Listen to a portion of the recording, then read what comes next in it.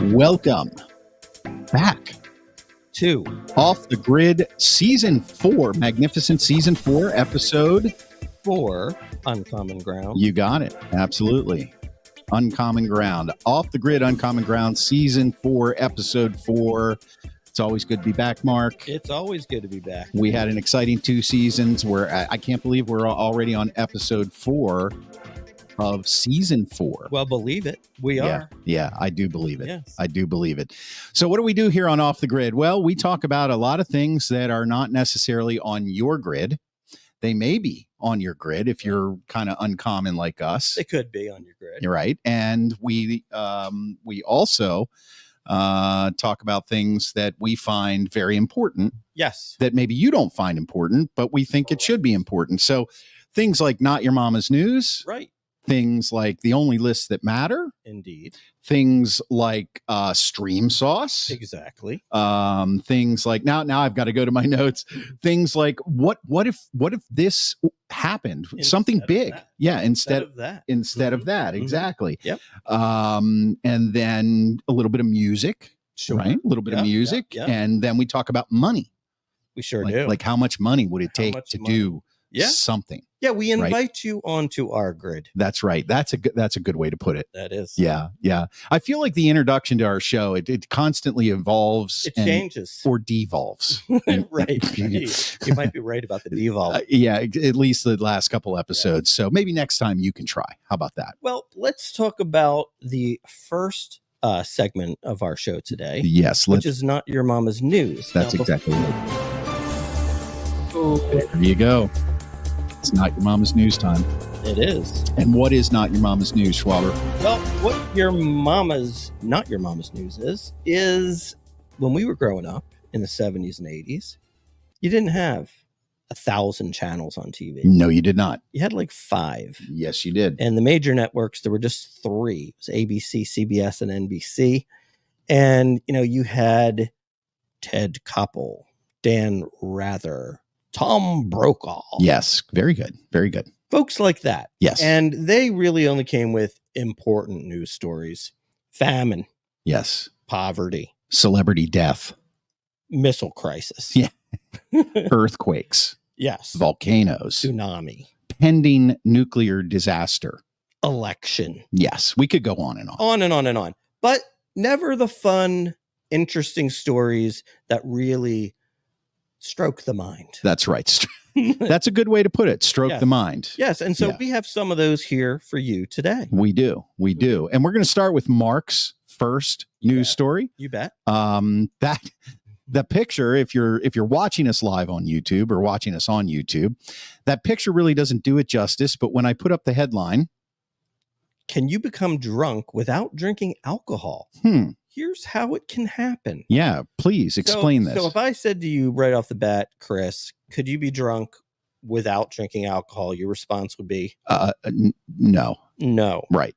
Incorrect. Uh-oh. Incorrect. There goes 15 years of sobriety right down the toilet. Let me explain it to you. Okay. So it's extremely rare, experts say. The phenomenon is called, and I think it's quite a funny name. It's called ABS, or auto brewery syndrome. Nice. Very nice. All right. And this is according to Dr. Douglas Dietrich, MD, director of the Institute for Liver Medicine at the Mount Sinai Health System in New York City. Essentially what happens here is a patient's gut is colonized by a fungus that metabolizes carbohydrates and sugar into alcohol through fermentation. Wow. Okay. So the bottom line is that without drinking, you could, be pulled over having not consumed alcohol, and you could present with the smell of alcohol on your breath, You could have, You'd be over the legal limit. You could have symptoms like slurred speech, elevated blood alcohol levels. Wow. Okay. And they even, gave an example of a 50-year-old woman who went through this. And, the bottom line is she was, I guess, extremely lucky to have somebody diagnose her with this, or I guess she could have got charged with drunk driving. Oh, yeah. Right. Yeah. Right. But okay. And now here's so many questions now, here. but now the crazy thing is, so obviously, well, what can you do to avoid this? Well, my first question is, how do you get the fungus?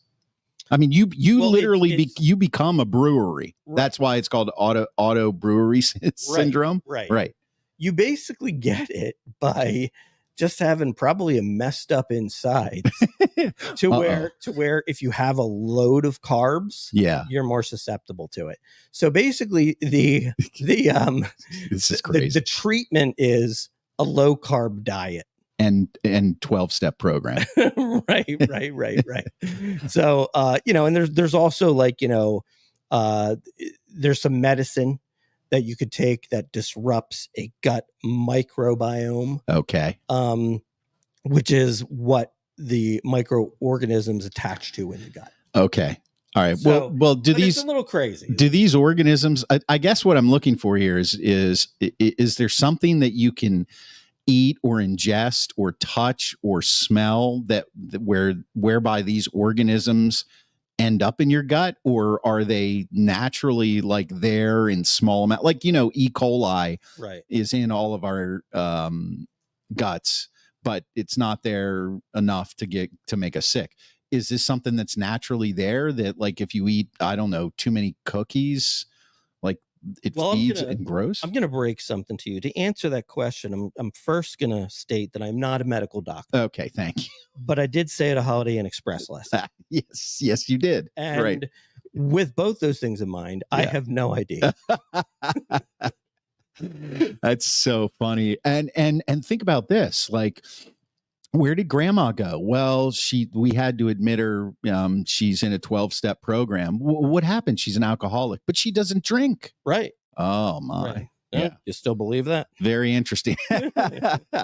Okay. Well, I guess you can become drunk and thereby an alcoholic without drinking alcohol. Mm-hmm. Very interesting. Now I'm just a little bit more scared about my life than I was before I heard that story. Gotcha. My story is something that's a little bit more along the lines of international buffoonery. Yes. This gentleman here, I don't actually know if this is the gentleman. For those of you watching on YouTube, it is an Asian man, most likely a Chinese man, in front of a sign with a jet fighter, wearing a T-shirt saying internal use only. And the reason I have that picture is because my story is a Chinese military buff inadvertently bought 4 books of military secrets for under $1. So it was just hanging out at the Goodwill or something, or at somebody's, thrift fair. Well, I think the takeaway here is we hear every day, China's coming to kill us. Right. Don't worry about China.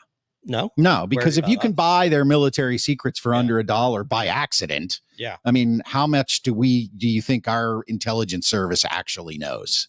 Plenty. Yes. So this is from the AP. This is a recent story. It's actually it's less than a week old.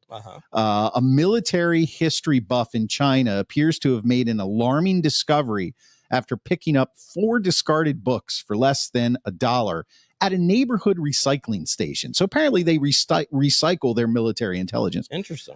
They were confidential military documents. The country's Ministry of State Security, these guys deserve a raise, let me tell you, told the story in a social media post on Thursday, praising the retired man for calling a hotline to report the incident. They have a hotline. Interesting. So this happens more than once. So there's a discovered military secrets books hotline. That's exactly right.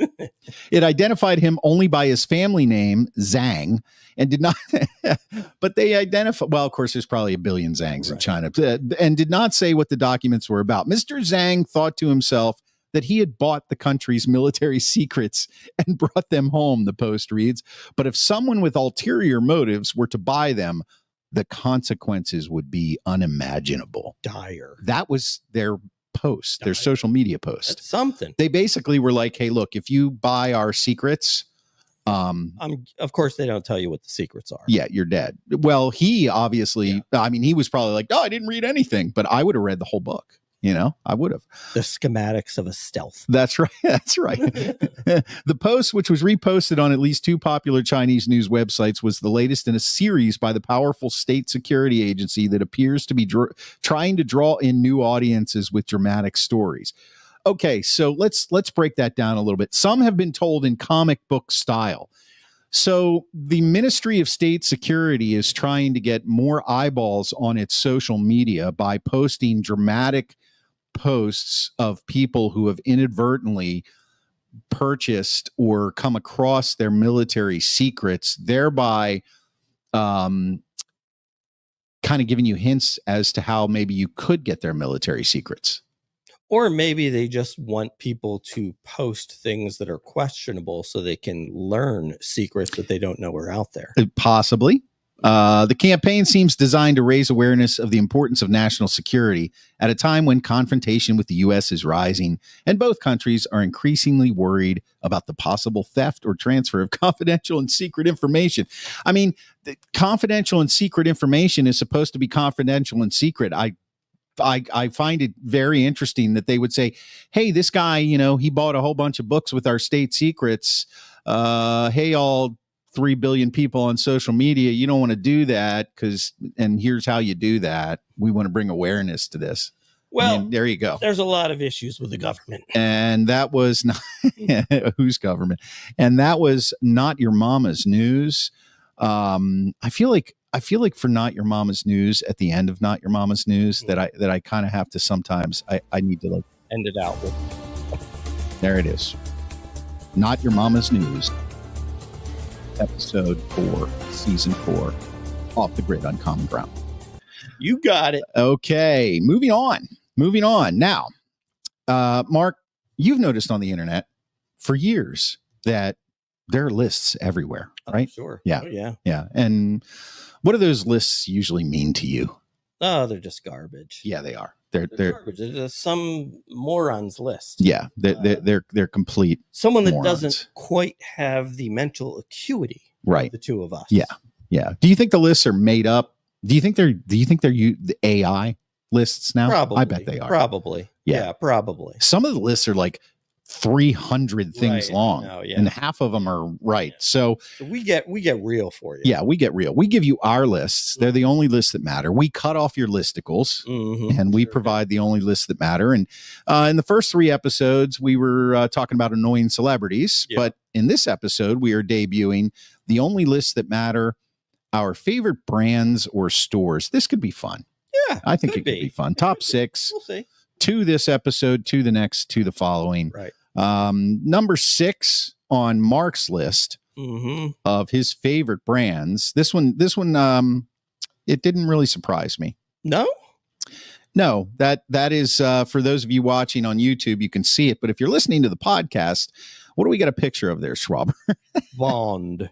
James Bond. Or Daniel Craig, right? Or Daniel Craig as James Bond. Wearing an Omega watch. Yeah, Omega watches. Wow. Now, I have an Omega watch. It means a lot to me. It's from my grandfather. Right. Wow. And because of that, I am a big Omega fan. Ah. Now, if I had excess amounts of money, which hopefully Off the Grid will bring my way one day. It's on its way. Then I will buy many an Omega watch. Yes. I think that they are absolutely classic. What do you love about them the most? The logo? I do like the logo. Are you wearing an Omega watch right now? I am not. Oh, okay. I am currently wearing a Seiko. Oh, even better. Because this is newsflash, this is not an important event. Not important enough to wear your good watch. But I do wear my good watch to important events. Gotcha. Anniversaries. Right.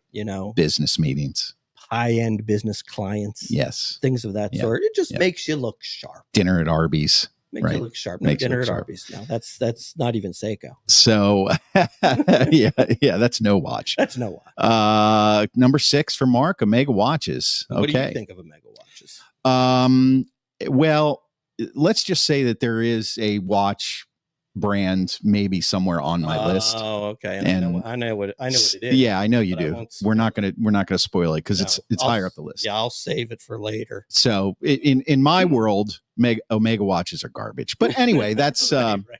no, they're not garbage. Because you're very snooty, patooty. No, I actually have 2 favorite watches. Okay. One of them, I will tell you, is Tag Heuer, which I have a couple of. Yeah, Mhm. Tag Heuer, Tag Heuer. I always I say think it's Heuer. Tag Heuer. Whatever it is, I say it wrong. I say it right. It's the same watch. Tag. Yes. Mhm. So Tag, and then the other one. Number 6 for me on my favorite brands, the only list that matter. You recognize that H there, Schwaber? For those of you listening on the podcast, it's a belt with an H. Belt with an 8. Yeah, that's an iconic logo. Really? Yes. Iconic. Really? Yes. Okay. So I have no idea. no. Okay. Hermes. Oh, okay. There you go. Yeah. Hermes. That's really expensive. So Yeah. you're really, Up there. fancying yourself. Yeah. Here. Well, you said yeah. look, you made up the list. I did. And I it's did. favorite brands or stores. Right. And I I mean- do have some stores on mine. I mean, how many items from Hermes do you have? I have quite a few. Quite a few. Yeah. Quite a few. So I you're- have a belt. none of which have ever been worn on the air. Well, That's- this is not an important enough event. right. We've already gone over that, haven't we? We have. I have a belt. I have 2 pairs of shoes. I have 3 bracelets. How about that? Maybe next time around I'll wear them all. I can only wear one. Yeah, 3 little Hermes I bracelets. don't only wear bracelets. Why do you wear bracelets?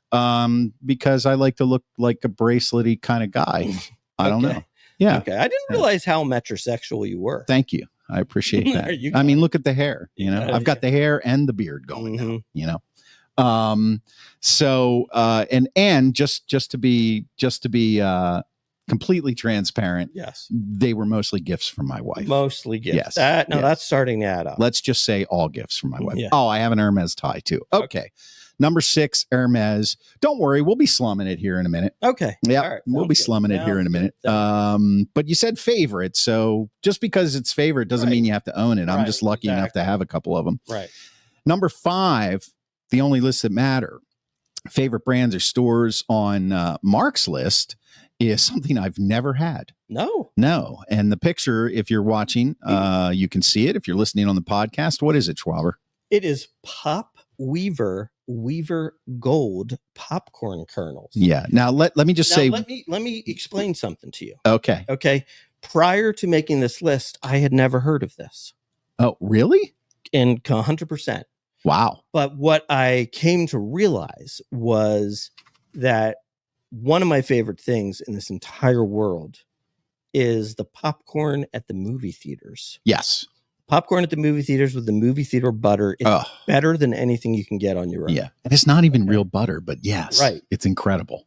That's what it is. Oh. That's the one that Ah. AMC uses. Pop Weaver popcorn kernels. So therefore, it's there. It's So, thick. so you've never, so the bag that we showed, you've never actually purchased the Never bag and eaten it. purchased it. But I have eaten thousands upon, maybe even millions. of I would kernels. wager to say millions of kernels Definitely for you. from that bag. Incredible. I had no idea. Pop Weaver popcorn kernels, the original movie popcorn. It is. There you Yeah, go. Yeah. There you go. Mhm. Number 5 on my list is a brand, and it is a store that we all know and love. Costco. Yes, I love Costco. Now better known, their actual brand is called Kirkland, Right. but Costco to me is like, it's like Disneyland for an adult. Why Costco and not Sam's Club? I don't like Sam's Club. No. I don't know why. There's a Sam's Club close to us, Mhm, and occasionally I will go there. mhm. And I will say, in the last couple of years, I feel like the quality has gotten better and all that kind of stuff. Yes. But Costco for me was the original big box bulk store that I went to. Okay. And I don't go as much as I used to because I now work at a grocery store, but And you don't have like a million kids. and I don't have a million kids running around. Right. So, the bulk items there that are really, really worth it are the toilet paper and the paper towels. Yeah, sure. Great. And like the water. So you really like some good TP and some good water. They have I saw a documentary on Costco. Did you? Big surprise. Right. that showed how they actually select certain products. Yeah. And one of them, their number one selling product, I bet you can guess what it is. It's obvious. Well, I never go into Costco. Oh, really? So I would have. Well, you mentioned it already. All right. Toilet paper. You got it. That's their number one selling product, or at least it was at the time of the documentary. Yeah.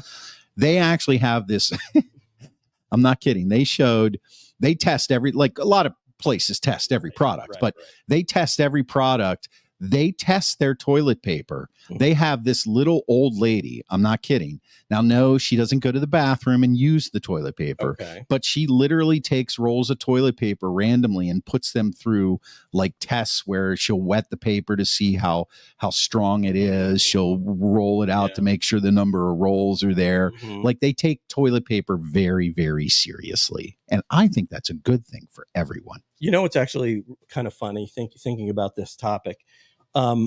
Remember during the beginning of the pandemic? Oh, yes. When we all thought we have to be doomsday preppers. And we're going to die. We went out and we got a million things. Yes. So one of the things that was really hard to get was toilet paper. Absolutely. Right. So we found we found out that by when none of these places had toilet paper, Dollar Tree had a ton of toilet paper, but it was like the crappiest kind imaginable. Right? Yeah. So then one day we decided to do a garage sale, and it was the first thing that sold all the toilet paper.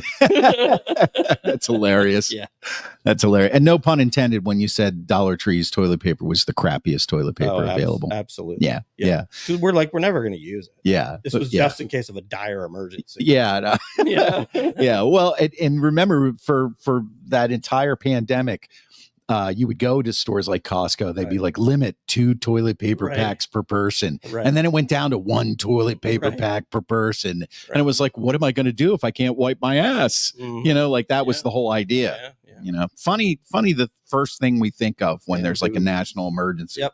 Where am I going to take a dump? There you go. There it is. Next item on Off the Grid, Uncommon Ground. Of course, we do have a podcast, and we'd like you to subscribe and leave us a review. Hey, leave us a bad review if you want. We just want reviews. Make it really bad. We don't care. Yeah, we'll respond in kind. Yeah. We drop it on the iHeartRadio app, Apple Podcasts, Spotify, anywhere you get your podcasts. And, of course, you can always find us on YouTube, Off the Grid as well. We're everywhere. Moving on with Season 4, Episode 4 of Off the Grid, Uncommon Ground.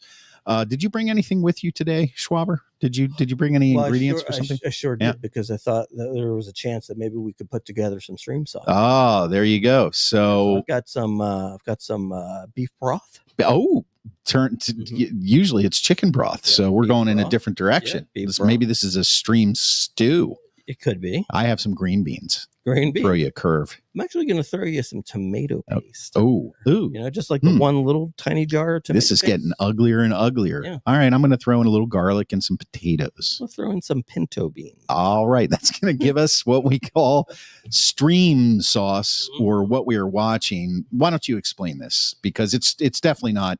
It doesn't sound like it tastes too good, and we want to change that. Well, it's because there's so many things you can stream now. There's so many channels. Apple Plus, Amazon Prime, Netflix, Hulu, Max. I mean, it just goes on and on and on and on. And sometimes you sit there and you're looking for something to watch for 45 minutes, and you realize I'm out of time. I got to do something else now, and I didn't watch anything. That's right. So we make it easier by giving you recommendations, or potentially recommendations of what not to stream as well. This is true. That's the hardest part. And bottom line is we're here to make your life easier. That's what we're here for. Now, do we have qualifications for this? Do we have to have finished a season or finished the full movie or whatever it is? There are qualifications. Obviously, it's a movie. You have to finish the movie. I think that would be pretty hard not to do anyway. Yeah. But if it's a series, you have to have at least finished one season Yeah. of the series. The season that you're currently in. Yeah. Right. Mhm. Okay. First on Mark's list, first ingredient in stream sauce. I thought about watching this. Yeah, it's Yeah. good. Yeah. It's good. So for those of you on the podcast, there's a picture up there of this particular series. Go ahead. Yes, it's called Defending Jacob. It's on Apple TV Plus, and it's really good. I highly recommend it. It's an American crime drama, Right. written by novelist William Landay, Mm-hmm. and book was published back in January 2012 Okay. by Random House. I bet my wife read this book. She reads a lot of crime drama. Yeah, my dad read the book. Okay. Now here's the thing too. If you did read the book, still worth watching because the ending is a little different. Okay. Okay. But anyway, so if this guy, Chris Evans, he's the lead character in the movie. He is a prosecutor, Mm-hmm. and his son, his 14-year-old son, is accused of murdering another 14-year-old classmate. Okay. Outside of the school. Michelle Dockery, who I'm sure you know, she's a great actress, and J.K. Simmons, who I'm sure you know. Oh yeah, the bald guy in the State Farm commercials. Right. He's or not the State Farm, Farmers Insurance. Yeah, right. He's really good. And so basically, the story is kind of about, we don't know throughout the film, did he murder the kid or didn't he? Right. And you mean the series, throughout the series? Yeah, throughout the series. Right. We don't know if he is responsible for the murder or not. And then it deals with the parents trying to determine that themselves. Right. And I'll tell you what, I mean, this is like a 5-star show in terms of showing pain. Huh. In all honesty, like when I watched these episodes, I was just like, man, like that was just like painful. Right. You're just like, but wow, painful in an entertaining way. In an entertaining way. Just kind of like, what, like this is what it would really be like and how you would really feel if this actually happened to you. So it would be safe to say that it's kind of a dark show. It's a dark show. It's right up my alley. It's a dark show. Yeah. It's a dark show. And I would say, the ending, there's definitely, you're sort of guessing till the end and there's surprises at the end. Okay. So it's good. Do you remember how many episodes it is? It's either 8 or 10. Okay. One season, right? Because you get to the end and you find out what's really going on. Right. Are there ever any points in it where you're kind of like, okay, come on, get to the point? Because sometimes these dark shows, they have an episode or two where it's kind of like, all right, I get it.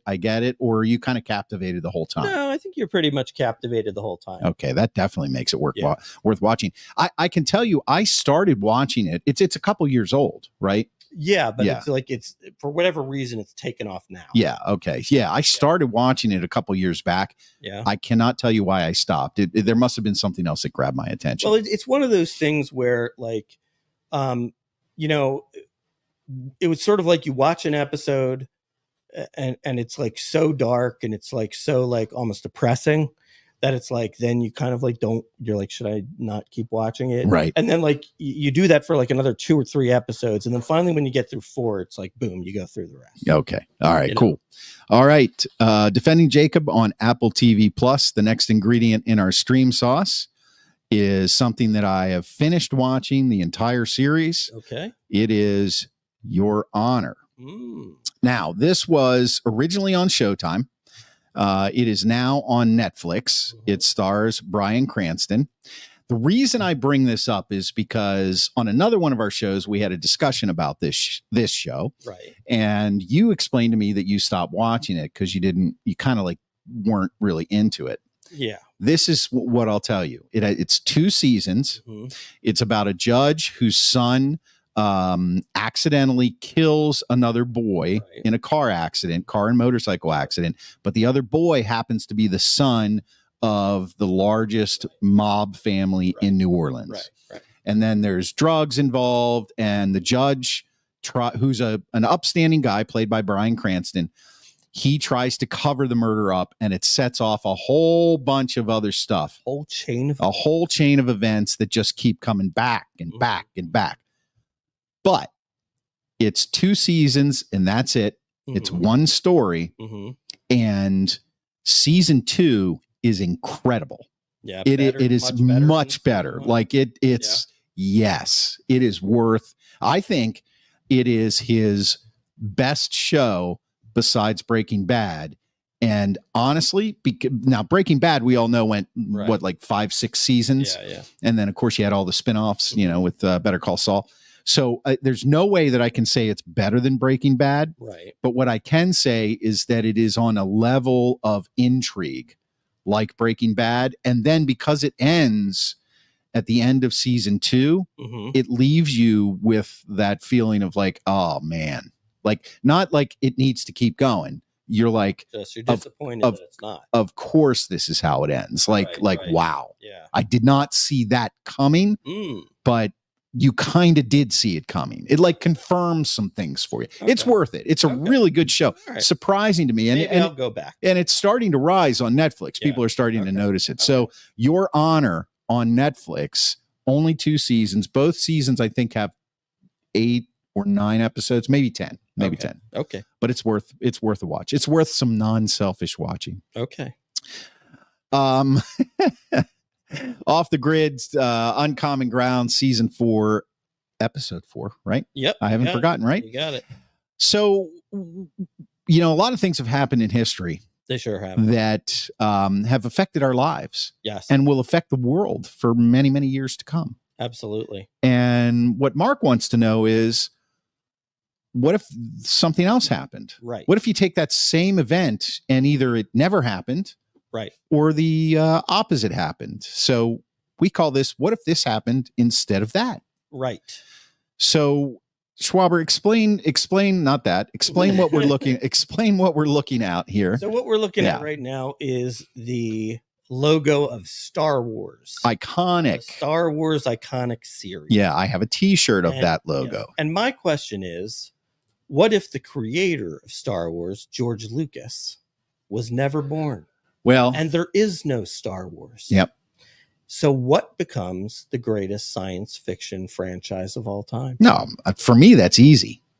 Maybe. For me, that's easy. I think it's probably easy for most people. Yeah, Star Trek. Yeah, I guess it's Star Trek. Yeah. Right? But at the same time, like Star Trek, don't get me wrong, Star Trek has an enormous reach. Yeah. But not near the reach of Star Wars. Like, so for example, you know, Star Trek is very geek focused. Okay. Yes. Okay. Yeah. You know, like for example, like, little 9-year-old girls love Star Wars, right? Very true. Because there's Ewoks and, Right. cute little animals and stuff like that. And, Right. Right. Or pretty Princess Leia. Right. And stuff like that. Like Right. Star Trek doesn't have any of that. Star Trek is more just hardline science fiction. Right. Yes. And to be fair, I'm not really sure that the movies of Star Trek are that great. I think most Trekkies would probably say the shows were better than the movies. Now, some people might like a movie like Wrath of Khan was a pretty big one. Yes. But to be honest, not many people are like, oh, we got to go out to the first Star Trek movie that, that's come out in years. I mean, Well, yeah, I mean, but your question was, what would replace it?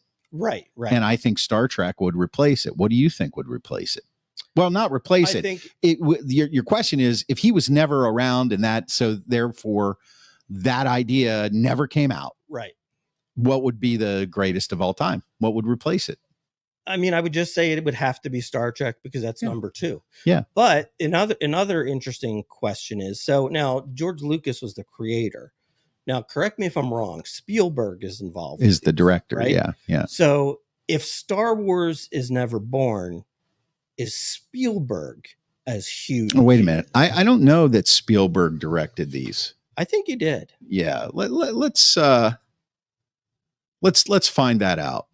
Let's go to the Google machine and who directed Star Wars. That's the beauty of where we are in this day and age. Yeah. Yeah, George Lucas was the director. of some of them, but every Wars movie director ranked. Oh no, it says Spielberg was indirectly involved with aspects of the production of Star Wars. J.J. Abrams, Marvel guy, Ron Howard, Irvin Kershner, Gareth Edwards, Ryan Johnson. So right, Spielberg didn't direct them. And I'm a pretty big Star Wars. Actually, I'm not a current big Star Wars fan. I'm a classic Star Wars fan. I appreciated all the classics, and then the most recent versions that came out in the last 6 years or so, I liked them. But after the one where Luke died or whatever, I don't even remember. I stopped watching. Interestingly enough, I love the first three, as everybody did. Yep.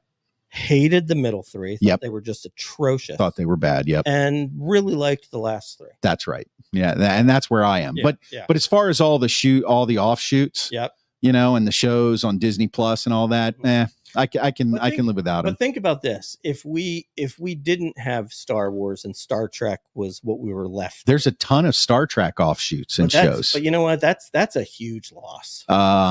That's a huge. Oh yeah, I agree. I think science fiction's maybe not even the same. I don't know. I will never know, because we are lucky enough to be blessed with Star Wars and George Lucas. We sure are in our life. Okay. Thanks for being alive. Yes. Thank you, George Lucas, for, challenging my childhood and opening the door to space travel. Okay. Right. And that outfit that Princess Leia wore in Return of the Jedi. Oh yeah. Roll them up. Songs we are embarrassed to love. What does that mean, Mark? That means you love the song. When it comes on, you're in your car, you play it as loud as you possibly can. But when you're stopped at a stoplight, if you look to your left or to your right and you see that another car has pulled up or another vehicle has pulled up, you roll those windows up, because it's embarrassing. Absolutely embarrassing. Absolutely. I'm going to start with mine, because mine is a song that almost nobody knows. Of course. It's a Simple Minds song called See the Lights. And it was a semi-hit for them.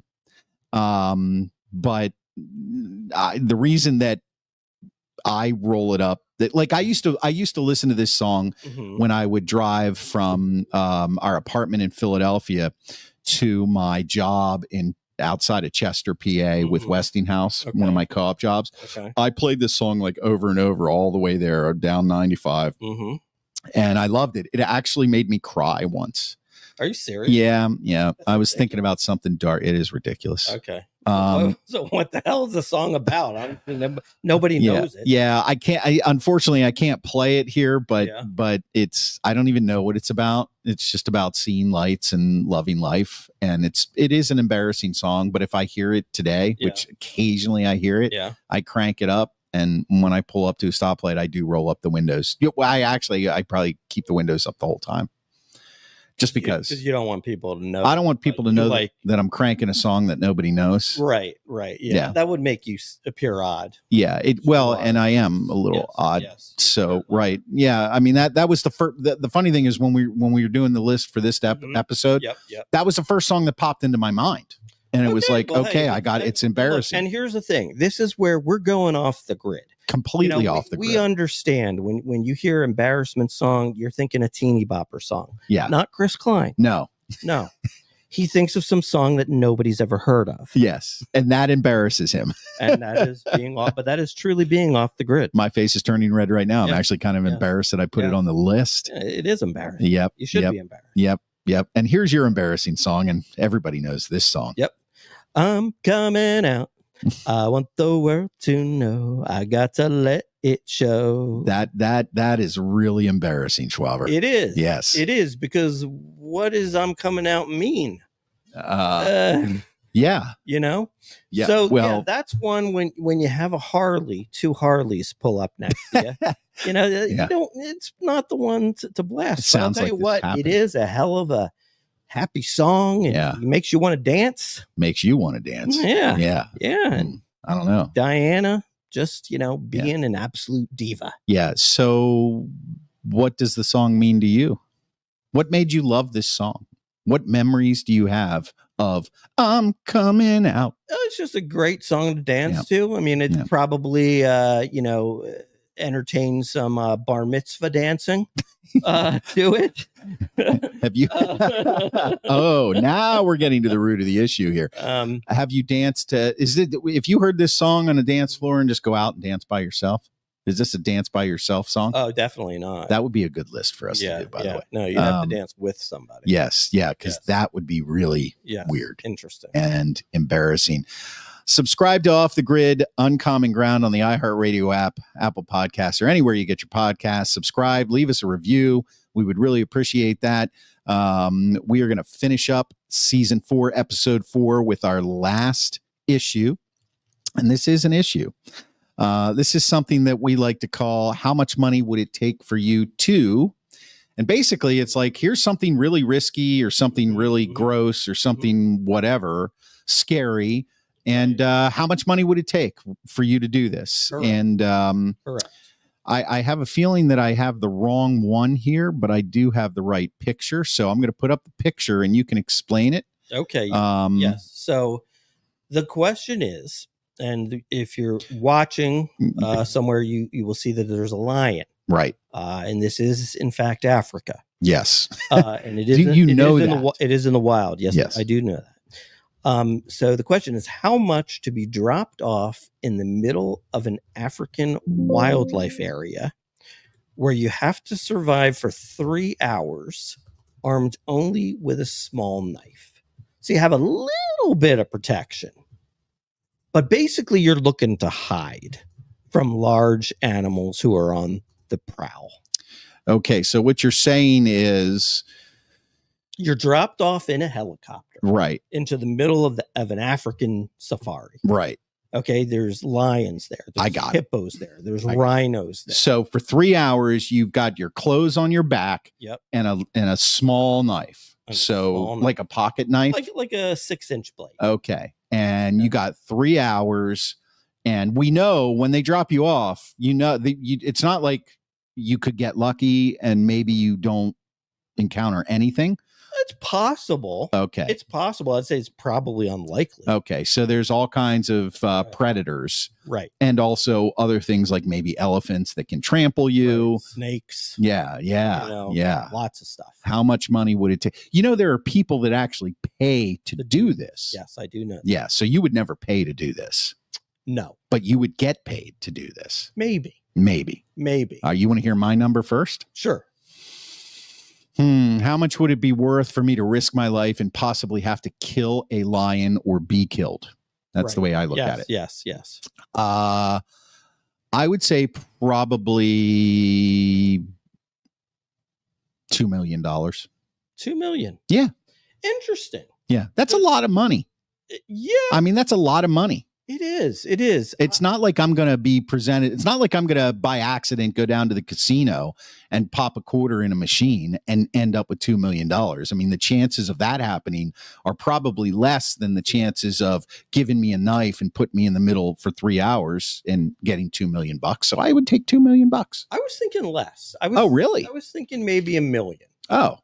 Because here's what I'm going to do. Okay. I'm going to err on the side of maybe I get lucky. Right. They're just not out that day. Right. That day.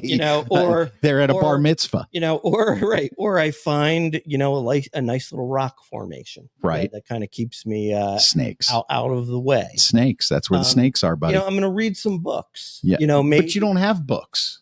Well, no. Oh, you're going to read books ahead of time. Oh, I didn't know you had that option. So maybe stand tall. The lion will go away. Yeah, I didn't know that. You didn't give me that option. What do you think? We're just kidnapping you and then putting you in the helicopter? There you go. Well, maybe not the kidnap part, but it's kind of like you got to go tomorrow.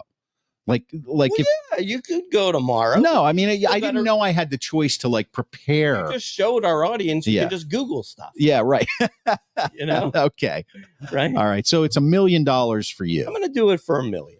All right, Schwaber would do it for $1 million. I'm not going to change my stance. If I'm going to be in the middle of the jungle or the African safari or the Sahara Desert or whatever it is, and you're only going to give me a knife, and now you know what? 3 hours is not really a long time. It probably feels like a lot more. I bet it feels like a lot. Yeah, it probably feels like 3 days. Yeah, it's not like you're listening to music. No, so you can't take your earbuds with you. No, okay, no, you're just out in silence. All right, you're just you've got to live with your thoughts for that whole time. Yeah. All right. Think about this too. Like maybe you find a tree, climb up the tree. Lions can climb, dude. Lions can climb trees? Yes, they can. I've never seen a video of a lion climbing a tree. That's because you haven't looked for one. Well, you've never really had to think about surviving that. Well, we'll see about that. Yeah, we will. We'll be looking. We will. All right. Thanks for listening. This has been Off the Grid, Uncommon Ground, Season 4, Episode 4. As always, you can catch our podcast on the iHeartRadio app, Apple Podcasts, Spotify, or anywhere you get your podcasts. You can follow us on YouTube. Please follow, subscribe, leave a review. We will see you next week for Episode 5. All right. That's it. I'm your technical director, and I am out. Goodbye.